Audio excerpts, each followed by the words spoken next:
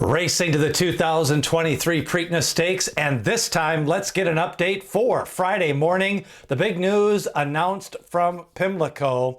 First Mission, the 5-2 second morning line favorite, has been scratched from the race, and the Preakness 148 has now been reduced to a field of 7. And since it'll be the first time since 1986, the smallest field for the Preakness Stakes, the middle jewel of the Triple Crown starting to kind of fall apart here. It's been a lot of years, 1986 since only 7 horses. Even that year you had a few more horses coming back from the Kentucky Derby. One Kentucky Derby starter, Mage, coming back to run in the Preakness Stakes. And that 2-week turnaround and the new scrutiny on some of the horses, the veterinarian saying that First Mission is off a little bit in his hind. So Godolphin scratching First Mission from the Preakness Stakes 2023. This was a major scratch. He was a horse that could possibly improve. He was second going into the race with the second fastest speed figure on the Brisnet scale and on the Beyer scale.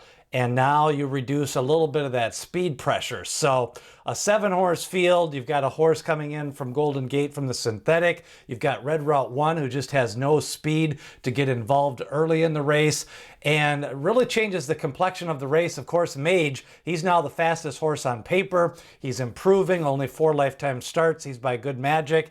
2-week turnaround. Stretch duel with 2 fills the last time. He's going to be a heavy favorite, probably 3-5, maybe 4-5, but most likely 3-5 now for Mage in the Preakness Stakes.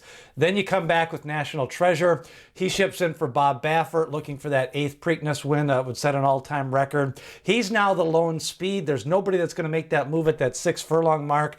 It's usually one of the better bets in racing, that low speed, small field. California horses have been a little bit underwhelming this year, but he may get on the lead, and he hasn't been on the lead in a race since his debut race. That was at Del Mar when he won that race. So National Treasure benefits from the scratch. Mage, I think, benefits as well, just because he won't have to really keep an eye on First Mission. He can just keep an eye on one horse, National Treasure, in this race. So I updated the pace scenario.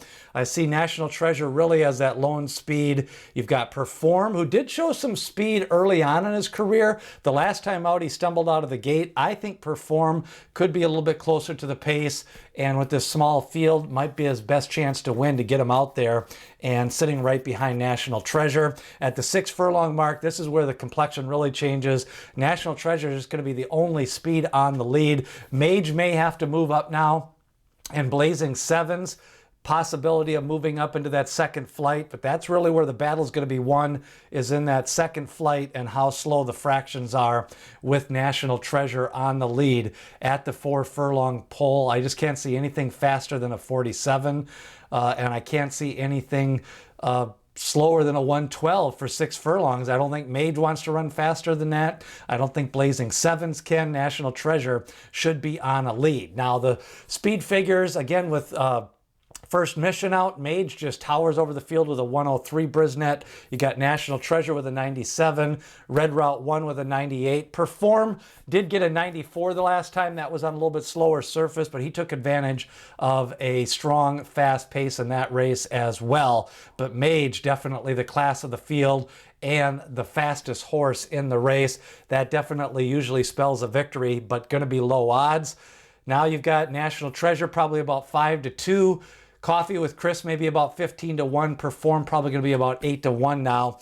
With that in mind, the scratch of First Mission, my new top pick is going to be National Treasure. He's the lone speed. I just can't take the 3-5 price on Mage. If you're going to go an exacta, I'm going to go National Treasure over Mage and Perform. If you want to play Mage, then I'd go really just over 2 horses. I'd play him over National Treasure and Blazing Sevens, straight power exacta, if you want to try to get a little bit more value than the win ticket. Don't forget, we've got the Preakness Handicapping Show and the Preakness Preview already up online. National Treasure going to be the lone speed. Mage is the class of the race and the fastest horse of the race. The 2023 Preakness, what do you think of the scratch of First Mission? Leave a comment and we'll wrap it all up this weekend and start getting you ready for Big Sandy Belmont Stakes coming up next. As Dwayne Lucas says, people have opinions, horses have the facts.